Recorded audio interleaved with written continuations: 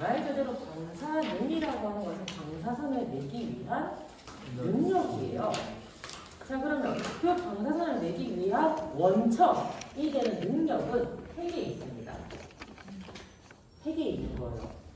그 말인즉슨 이 원자, 즉 이 원자를 구성하고 있는 것 자체가 불안정하기 때문에 핵에서 에너지를 방출을 한다고 생각을 하시면 돼요. 우리가 지난 시간까지 얘기를 했던 것은 외부에서 에너지가 들어왔을 때 이 에너지에 의해서 여기하고 전리에 대해서 말을 했다라고 하면은 오늘은 이 원자 자체가 불안정하기 때문에 이 원자 자체가 안정된 상태로 바뀌기 위한 과정에 대해서 얘기를 하는 거예요. 두 가지 구분이 되실까요? 외부에서 에너지가 들어왔을 때 지난 시간에 얘기를 했던 거 여기 전리. 그러면은 오늘 얘기할 거는 이 원자가 핵종이라고 하는 것이고요. 이 핵종이 불안정한 특성을 보일 때 방출하는 과정에 대해서 얘기를 하는 거고요. 그러니까 외부에서 들어오는 에너지가 하나도 없어요. 없어요. 없는 상태라고 가정을 하셔야 돼요. 없고 이 원자 자체가 가지고 있는 것 중에서 궤도 전자가 아니라 이 원자에서는 핵에서 방출할 수 있는 에너지에 대해서 오늘 본다라는 얘기입니다. 지금까지는 원자 주변에 있는 전자들에 대해서 봤다라고 하면 오늘은 뭐라고요? 핵이라고요. 자, 그걸 얘기할 때 원자가 스스로 에너지를 방출할 수 있는 조건 중에서 하나는요. 일단은 핵종이라고 하는 방사성 물질이 필요해요. 그죠? 방사성 물질이라고 하는 것은 일단 안정적인 게 있고 불안정적인 게 있을 거예요. 그러면 제가 앞에서도 얘기를 계속 해왔지만 탄소 12라고 하는 것은 우리 지구상에서 가장 안정적인 원자라고 얘기를 했습니다. 원소라고 얘기를 했어요. 기억나실까요? 근데 여러분들이 저하고 들어보셨던 222 라돈 같은 경우에는 불안정한 핵종, 즉 불안정한 원소라고 얘기를 했어요. 얘는 수천 년이 지나야지 한번 에너지를 방출을 할까 말까 하는 핵종이고요. 얘 같은 경우에는 일정 단간경 5년, 6년 지나고 나면 그 6년 시간마다 한 번씩 에너지를 계속 방출을 하는 특성을 가지고 있는 거예요. 그러면 어떠한 원소들마다 자기들이 가지고 있는 에너지를 방출할 수 있는 능력이 다 다르다라는 얘기예요. 그러면 지금 제가 계속 얘기를 해오던 것 중에서 하나가 시간이 지나면은 핵종이 방출하는 에너지라고 얘기를 했잖아요. 그걸 우리가 방사능이라고 얘기를 하는 겁니다. 이 원소 자체가 불안정하기 때문에 방사선이라고 하는 것을 방출할 수 있는 능력을 방사능이라고 얘기를 한다는 거죠. 여러분들 지금 오른쪽에 보면 방사능 원자의 붕괴라고 하는 게 아마 보이실 거예요. 2번에. 보이실까요? 첫 페이지 2번에 여기 보시면은 붕괴라고 하는 게 보일 건데 이 붕괴라고 하는 걸 들어가기 전에 이거를 먼저 얘기를 해야 돼요. 그래서 이렇게 띄워놓은 겁니다. 그냥 저거는 단순히 보기에는 외우는 거에는 문제가 안 되는데 아무 설명도 없이 그거를 얘기를 할 수는 없으니까요. 그렇죠? 자, 그럼 우리가 방사능이라고 얘기를 하는 것을 말을 할 때는요, 에너지로서 표현을 하지는 않습니다. 에너지로 표현을 하는 것은요, 환상 계수에 의해서 에너지로 변환을 시켜줄 수가 있어요. 에너지 값으로. 근데 그게 아니라 기본적으로 이제 방사능, 즉 핵이 불안정해서 방출하는 특성을 가지는 방사능을 얘기를 할 때는요, 붕괴 개수로서 얘기를 해요. 핵이 에너지를 방출하고 싶은데 그럼 방사능이라고 하는 것을 방출을 시킬 거잖아요. 그러면 그 방사능이라고 하는 것을 방출을 시킬 때에는 에너지로서 표현을 하는 게 아니라 몇 개가 방출이 되었느냐 개수로서 얘기를 하는 거예요. 그래서 단위를 보시면 단위 시간당 이 단위 시간이라고 하는 것은 퍼세크입니다. 초당 붕괴하는 개수로서 표시를 해요. 그러면은 한 번 어떠한 핵종이 불안정해가지고 붕괴를 했어요. 즉 방사능을 방출을 시키겠죠? 그럼 그때 쪼개져가지고 에너지가 방출이 될 때 알파선이 나올 수도 있고 베타선이 나올 수도 있고 어떤 게 나올지는 몰라요. 그거는 핵종마다 다 다른 특성을 가지고 있기 때문에 어떤 거는 이게 많이 나올 수도 있고 어떤 게 이게 많이 나올 수도 있어요. 그건 모르는 거예요. 근데 이거 하나를 얘기할 때 개수라고 얘기하는 거예요. 알파선 몇 개 튀어나왔냐? 베타선 몇 개 튀어나왔냐? 이렇게 개수로서 표현을 하는 거고요. 그러면 개수를 알게 되면 나중에 에너지가 얼마만큼 에너지가 방출이 되었다라고 인자를 곱해주게 되면은 그 에너지 값도 알 수 있게 되는 겁니다. 그럼 기본적으로는 알파선 몇 개, 베타선 몇 개 이렇게 표현을 한다는 얘기죠. 어떻게? 시간당 몇 개가 방출이 되었느냐 라고 얘기를 할 때 방사능이라고 얘기하는 거예요. 그걸 다른 단위로 보면 붕괴할 확률이라고 해서 DPS 똑같아요. DPS나 퍼세크나 다 같은 단위로 쓰는 겁니다. 붕괴 확률이 몇 개가 방출이 초당 될 것이냐. 그래서 그 붕괴 능력을 나타내고요. 여기 보시면 핵종마다 고유한 값을 가지게 되고 그 단위로는 뭐를 쓴대요? 베크렐이나 퀴리를 쓰게 된대요. 자, 이거는 지금 내려가서 한번 봅시다. 그래서 1베크렐이라고 하는 단위를 쓸 때 초당 한 개의 원자핵이 변환하는 형성 물질의 양이라고 되어져 있죠. 에너지 아니에요. 양이에요. 개수예요. 맞죠?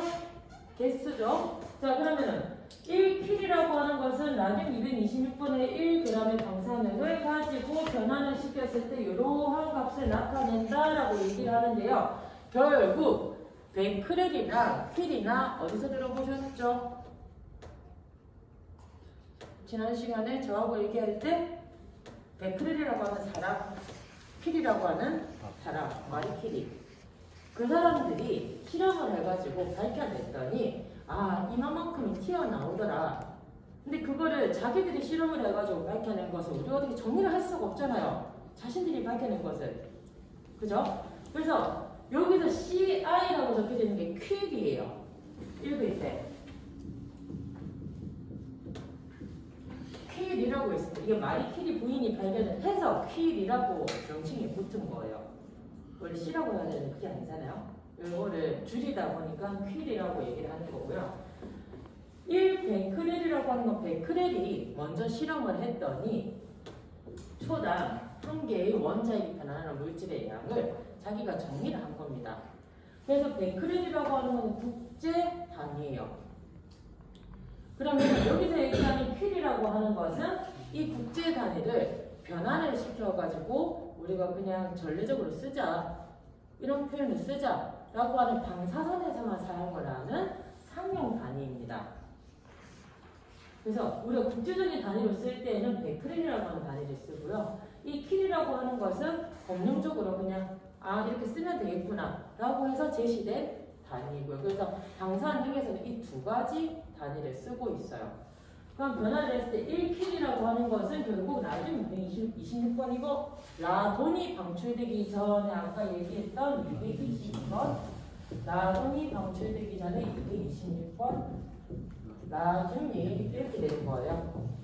이렇게 쪼개지게 되면 왜? 226번에서 알파선 튀어나갔더니 질량수가 4주로 되죠? 맞죠? 얘가 붕괴를 하게 되면 얘가 되는 겁니다. 이 라돈이라고 하는 게 인체 위에 한 거죠. 이 라듐이라고 하는 것은 우리 지각에 다 포함되어져 있는 동위원소예요. 근데 얘가 붕괴를 할 때 알파선을 내보내니까 문제가 된다는 거죠. 우리가 그럼 대기 중에서 안 좋은 가스를 마시는 거는 이게 붕괴를 해서 얘를 방출을 하는 라돈 가스가 된다는 얘기지. 하여튼 그래요.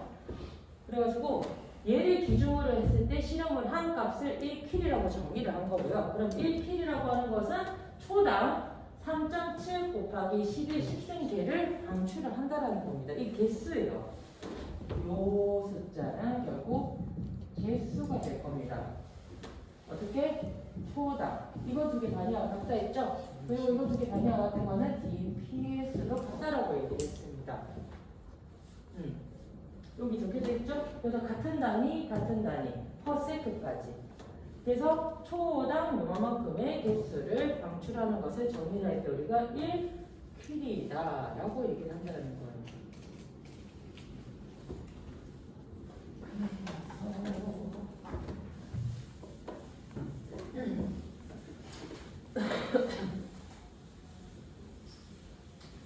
그래서 방사능이라고 하는 것은 일단 요 밑에 거 넘어갈게요. 제가 분계 상수에 대한 부분을 뒤로 넘어가서 얘기를 할 거예요.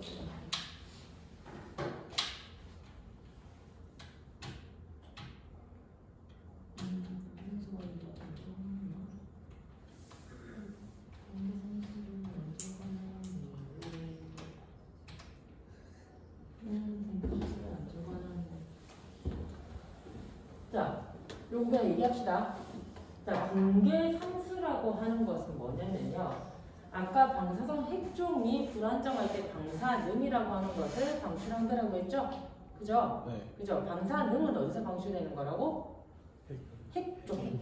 핵종. 그러면 핵에서 결국 방출되는 방사선을 낼 수 있는 능력을 방사능이라고 얘기를 한다 했죠? 그러면 이 분계 상수라고 하는 것은 무엇이냐? 이 상수는요, 핵종이 가지고 있는 고유한 숫자입니다. 그러면은 이 숫자에 따라서 방사능의 개수가 결정이 돼요. 그러면 어떠한 핵종이 상수값이 1이다 또는 상수값이 2이다 라고 하는 것은 그 핵종이 방출할 수 있는 능력을 가지는 숫자로 그냥 얘기를 하는 겁니다. 그러면은 이 숫자에다가 그냥 분계되지 않은 원자 핵수, 분계될 수 있는 산수값, 분계될 수 있는 산수값에다가 분계되지 않고 남아있는 것을 높여줬더니 원래 우리가 얘기를 하고자 하는 방사능이라고 하는 것으로 구해낼 수가 있대요. 이거를 표현할 때 그냥 A는 우리가 람다인이라고 표현을 하는데 이렇게 표현을 하는데요. 방사능의 총 개수는요, 에너지 아닙니다, 지금. 총 개수라고 하는 것은 분계되지 않고 남아있는 원자 핵의 수 곱하기 방사능을 방출할 수 있는 개수, 상수, 정수 값의 곱으로 전체 초당 방출할 수 있는 방사능의 개수가 결정이 되는 거예요. 이건 뒤에 숫자 보면 바로 티가 나올 거니까 일단 넘어갑시다. 이 부분은. 자, 그러면 비방사능이라고 하는 것은 무엇이냐? 여기 보시면은 각 핵종마다 고유한 값을 가진다라고 얘기를 했죠. 그죠? 이 말이 뭐냐면은 아까 방사능이라고 하는 게 개수잖아요. 초당 몇 개가 방출이 될 것이냐? 개수라고 하는 건 정해져 있을 거예요. 분모값에, 분자값에. 그러면은 이 핵종이 만약에 아까 라듐이다. 그러면 아까 222번이죠? 라돈이라고 하면 라돈이 226번이고 맞아요. 라돈이라고 얘기를 한다면 질량수 222가 여기 들어가는 겁니다. 그렇게 하면은 총 방사능에서 질량수를 나누어 준 값을 우리가 이 방사능 핵종의 고유한 값이다 라고 표현을 해주는 거예요. 그냥 단어만 알고 계세요. 알겠죠? 그래서 각 핵종의 단위 질량당 방사능의 개수가 몇 개가 될 것이냐를 나타낼 수 있는 단어를 우리가 비방사능이라고 얘기를 하고요. 그래서 아까 우리 여기 람다 n이라고 하는 것은 방사능이었잖아요. 그래서 방사능의 전체 질량수, 여기 해당하는 예를 들어서 이 질량수를 넣어주게 되면은 거기에 해당하는 단위 질량당 몇 개가 방출이 되느냐를 구해낼 수가 있는 거예요. 질량당? 그럼 그 질량이라고 하는 것은 1g일 거예요. 왜? 220이라고 하는 또 다른 원자에 해당하는 질량수를 나눠주니까 이거는 1이 되겠죠? 나눠주는 값이 되니까. 이게 바뀌지 않는 값이라고요. 그래서 거기에 해당하는 것분에 결국 거기에 분계 상수 곱하기 남아있는 원자량의 질량값을 해줬더니 비방사능이라고 하는 것을 구해낼 수 있다고요. 그거는 다음에 할 거예요. 그러니까 걱정하지 마시고 질량에다가 내가 원하고자 하는 방사능의 값에다가 질량수를 나누어 줬더니 그 핵종이 가지고 있는 고유한 방사능의 값을 구해낼 수 있구나. 그 방사능의 값은 초당 분배되는 개수를 나타내는 값이더라. 지금 전부 다 계속 제가 개수를 반복하는 이유는 에너지라고 표현을 하시면 안 돼요. 개수예요. 방출 개수. 그래서 이 비방사능을 나타낼 때 기준값이 있어요. 제가 이 라돈을 얘기를 했었죠. 라돈의 엄마가 되는 라돈 226번이 1g의 질량을 결정할 수 있는 기준값이 됩니다. 그러면 전부 다 비방사능을 구할 때는 226번에 얼마 값이 되게 많이 됩니다. 왜 아까 1킬이라고 하는 정의를 내릴 때 어떻게 했었죠? 네, 3.7 곱하기 11, 10승 베크렐이었잖아요. 초당 3.7 곱하기 11, 10승을 방출하는 기준이 1킬이었잖아요. 그럼 1킬이가 기준이 되는 것은 라듐 226번의 1g의 질량이었어요. 맞죠? 그러다 보니까 전부 다 지금 얘기하는 것은 알파선을 방출하는 핵종의 기준이 되는 라듐 226번을 가지고 비방사능 값을 구해내는 겁니다. 그래서 이게 시험 문제 나와요. 방사능 물리학 시험 문제. 비방사능의 기준이 1이 되는 값의 원소는 그러면 답은 하나밖에 없어요. 라듐 226번. 이렇게 문제가 나온다는 거죠. 그래서 비방사능이라고 하는 아까 그 정의에서 뭐 그램당 얼마였잖아요. 그리고 지금 개수 얘기하고 있는데 그거를 모르면은 이 라듐 226번이 왜 갑자기 튀어나와? 라고 생각을 할 수밖에 없는 거예요. 이거는 퀴리라고 하는 부인이 발견을 했기 때문에 그걸 질량당으로 나누다 보니까 자기가 발견한 원소 226번의 라듐에 해당하는 값이 기준이 될 수밖에 없다는 얘기죠. 그래서 이래요. 1kg의 정의 자체는 라듐 226번 1g에서 나오는 얼마? 방사능을 우리가 1kg라고 얘기를 하다. 따라서 226번 질량의 방사능은 1kg/g이 되므로 비방사능은 1이 되더라 라고 하는 거. 아까 1kg가 얼마라고요? 3.7 곱하기 10의 10승 베크렐 퍼 시클 퍼 그냥 DPS 붕괴 확률 다 똑같은 거예요. 자, 그럼 방광기라고 하는 게 나오는데요. 이 방광기라고 하는 것은 핵종이 가지고 있는 고유한 시간입니다. 시간. 이 핵종이 아까 개수를 방출을 해야 되잖아요. 그럼 그 개수를 무작정 방출하느냐? 그게 아니라는 거죠. 처음에 제가 시작할 때 얘기했던 몇 년이 지나면, 몇 시간이 지나면 그 시간이 지날 때마다 붕괴가 계속 일어나는 거예요. 개수를 방출시키는 거예요. 그러면 이 시간이라고 하는 것은 핵종의 고유한 값이 될 겁니다. 바뀌지 않는 거예요. 그렇다 보니 방사성 물질의 방광기라고 하는 것은 방사능 또는 초기의 원자핵의 수가 반으로 줄어드는 데까지 걸리는 시간이라고 얘기하는데요. 원자 수가 반으로 줄어들 때까지 걸리는 시간. 우리가 이것을 얘기를 할 때 자연 배수 함수를 ln이라고 얘기해요. 이거 로그 값이에요. 이 로그라고 하는 것을 자연 함수 값으로 바꿔주게 되면 ln이라고 바꿀 수가 있습니다. 그럼 이 숫자를 어떻게 바꿔주느냐? 여러분들 보고 계시는 0.693이라고 하는 값이 나와요. 로그 함수. 모르셔도 괜찮아요. 괜찮으니까 이 숫자만 알고 계시면 돼요. 어떻게? 아까 우리 이거 람다라고 하는 게 뭐였죠? 붕괴 상수였죠? 그죠? 붕괴 상수분의 0.693이 방광기예요.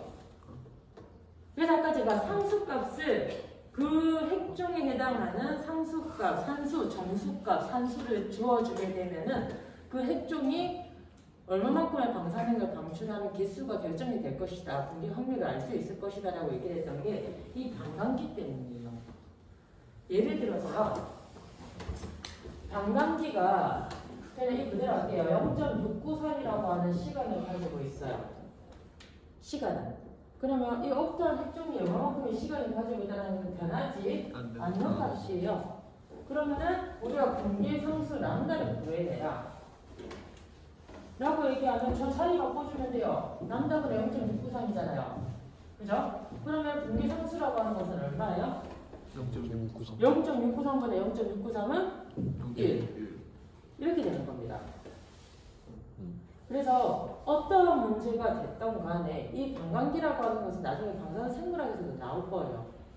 근데 방사성 물리학 자체에서 방광기라고 하는 게 핵종에 해당하는 거기 때문에 우리가 시간을 정리를 할 때 방광기라고 얘기를 하는 거고요. 핵종에서 만약에 방사성 생물학으로 넘어가게 되면은 반감되는 시간으로 나중에 표현이 될 겁니다. 그러면 유효 반감기, 뭐 물리학적인 반감기, 그리고 생물학적인 반감기 뭐 이런 표현들이 나오거든요. 그건 뒤에 가서의 문제이고, 일단 가장 기본적으로 반감기라고 하는 표현은 최초의 원자 핵의, 즉 핵이 가지고 있는 그 핵의 수에서 반이 될 때까지 걸리는 시간을 우리가 반감기라고 얘기를 하더라. 그 반감기에 해당하는 수식은 공개 상수분의 0.693. 자, 그럼 이게 시험지에 나올까 안 나올까? 나와. 예? 이거 중요해요. 이거는 어떤 생물학이 됐든 물리학이 됐든 어디서든 방사선 국가고시 시험지에 꼭 한 문제씩 튀어나오는 것 중에 하나입니다. 그래서 공개 상수라고 하는 것은 주어져요. 무조건. 또는 반감기라고 하는 것은 주어져요. 둘 중에서 한 개를 안 주어줄 수가 없어요. 문제를 풀려고 하면 상수기 때문에. 그래서 방금 얘기했다시피 반감기를 주어주게 되면 분기상수값을 구해내라고 문제가 나올 거고요. 아니면 분기상수를 여기 람다에 해당하는 값을 주어주게 되면 반감기를 구하라고 하는 문제가 나올 거예요. 어떻게? 이렇게 나온다는 거죠. 분기상수가 1시간인 정상 동위원소의 반감기는 0.693이라는 겁니다. 이렇게 분기상수가 시간으로 정확하게 주어져요. 아니면 아까 제가 말씀드렸다시피 반감기가 몇 시간이다? 공기상수를 구하여라 라고 하는 값이 탁 튀어나온다는 얘기입니다.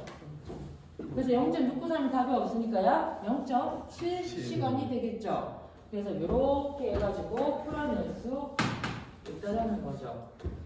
그래서 식을 모르면은 풀어낼 수가 없어요.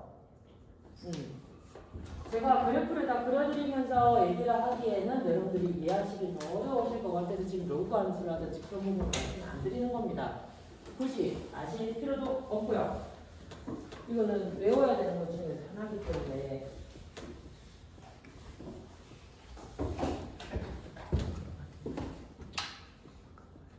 자, 그러면은 우리가 평균 전리 에너지에 대해서 잠깐 얘기를 해야 되는데요.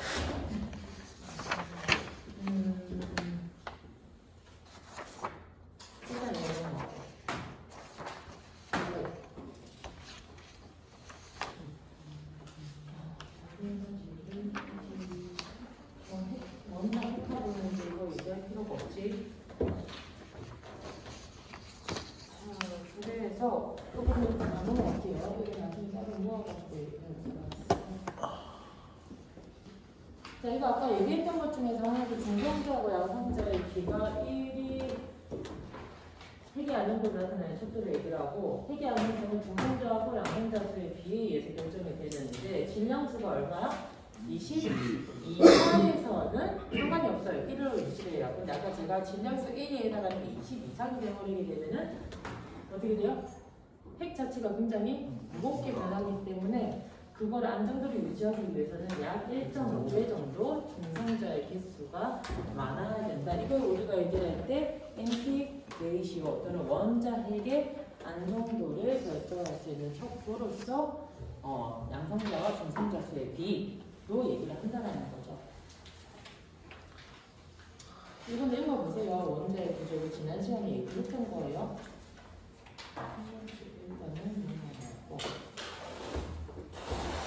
자, 그러면은 요거 좀 요 바닥만 설명하고 제가 쉬었다 갈게요. 요거 한 바닥 설명하고 어느 정도 말씀할게요. 자, 우리가 일반적으로 방사성 붕괴라고 얘기를 하는 것에 있어서는 인위적으로 만들어낸 핵종, 자연적으로 존재하는 핵종 두 가지로 구분이 된다라고 제가 첫 시간에 얘기를 했었죠? 네. 맞죠? 인위적으로 만들어내는 것은 원자력 발전소에서 만들어낼 겁니다. 핵융합으로. 근데 우리가 자연상에 존재하는 핵종들이 더 많다라고 얘기를 했었잖아요. 우리가 그거를 얘기를 할 때 자연 방사성 핵종 또는 천연 방사성 핵종 두 가지로서 얘기를 합니다. 똑같은 표현이에요. 천연이나 자연이나 똑같은 표현인데 얘네들의 특징이 있어요. 인공적으로 만들어내는 것은 아까 우리 반감기 얘기했잖아요. 그 시간들을 다 조절할 수가 있어요. 그리고 방출하는 개수들도 시간이 바뀌니까 당연히 시간당 방출되는 개수가 달라지게 되겠죠. 그렇다 보니 전기를 생산을 해낼 때, 원자력 발전소에서 생산을 해낼 때 그 자신들의 반감기를 줄이면 더 빨리 붕괴를 할 거 아니에요. 그러니까 더 많은 에너지를 생성을 시킬 수가 있겠죠. 그게 인공방사능 동위원소의 그거예요. 특징이에요.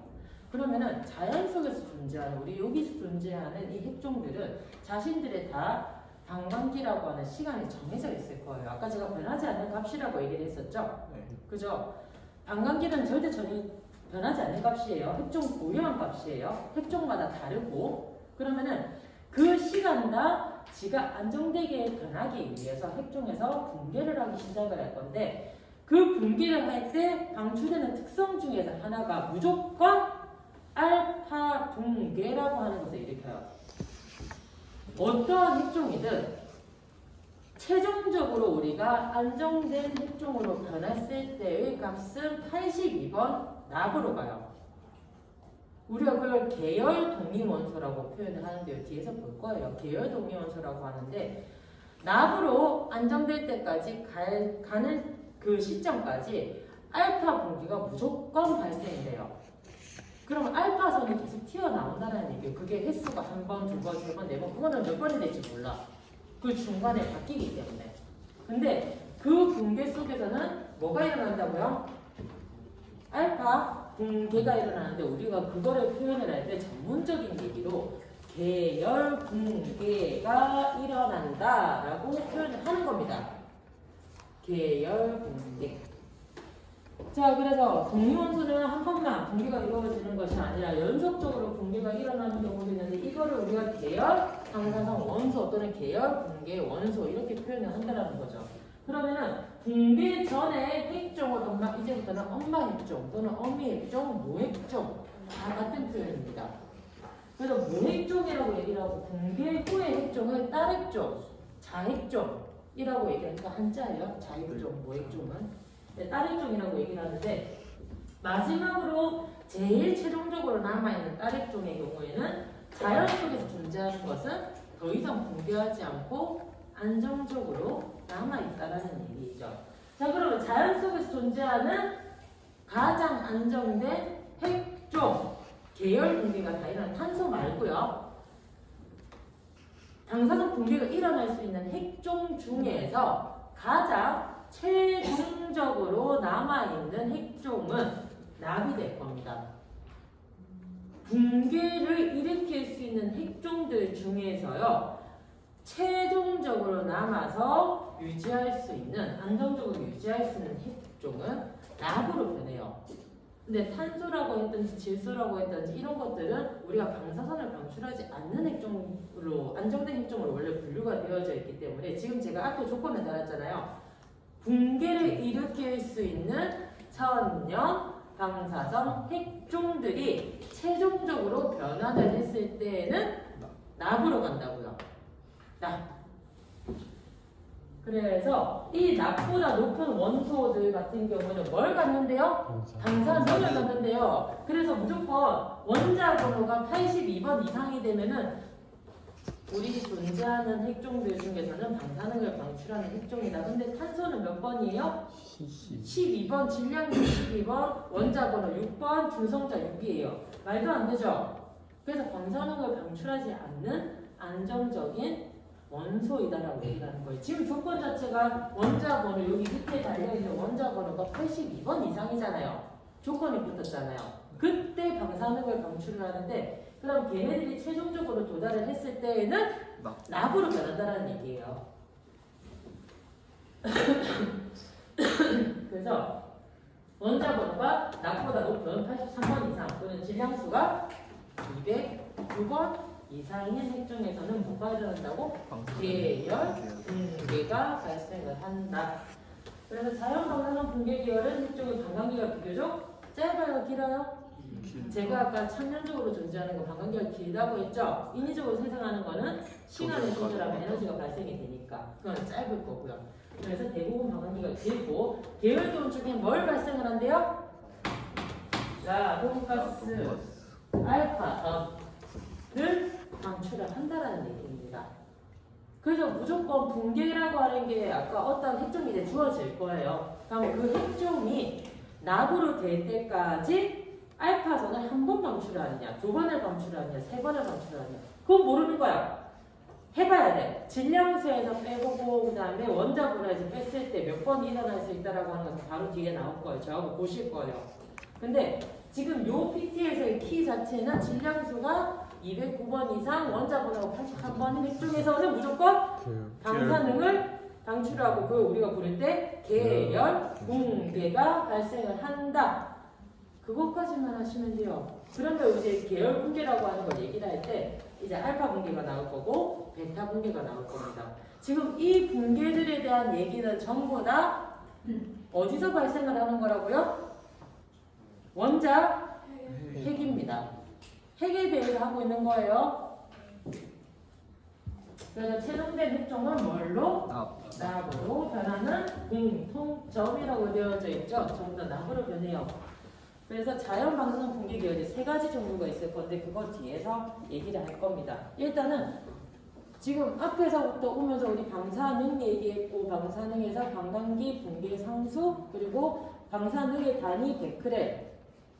베크렐이라고 하는 것은 초당 방출되는 방사능의 개수 그리고 그걸 나타내는 방사선에서 사용하는 용어 1킬이라고 하는 것은 나듐 226번 1g의 기준으로 했을 때 3.7 곱하기 10의 10승계의 또는 베크렐의 방사능의 개수를 방출할 수 있는 능력이라고 얘기했죠. 맞죠? 그래서 비방사능이라고 하는 것은 나듐 226번을 기준으로 했을 때 1g의 기준이 되는 값. 아까 그것까지도 말을 했었고요. 그래서 0.693이라고 하는 것은 반감기를 구해낼 때 그 핵종이 가지고 있는 고유한 시간, 즉 그 시간이 지나면은 이렇게 붕괴를 일으킨다라는 얘기예요. 한 번 붕괴. 그럼 또 그 시간이 지나면은 또 한 번 붕괴.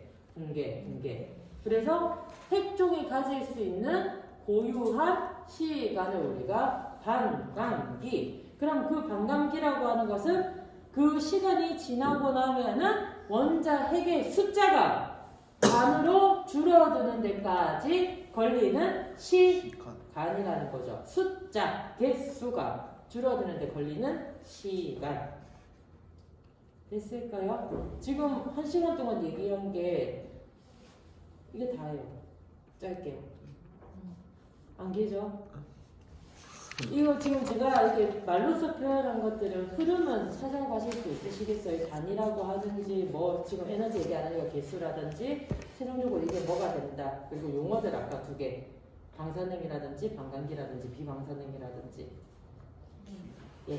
흐름만 잘 따라오시면 돼요. 제가 이렇게 흐름을 강조하는 이유가 어차피 저하고 물리학 하셔야 해요. 해야 되는데 들어받지는 돼야 될 거 아니야. 아까처럼 원자가 뭐고 핵이 뭐고라고 얘기를 하면은 튀어나오셔야 돼요. 머릿속에 돌아다녀야 돼. 얘기가.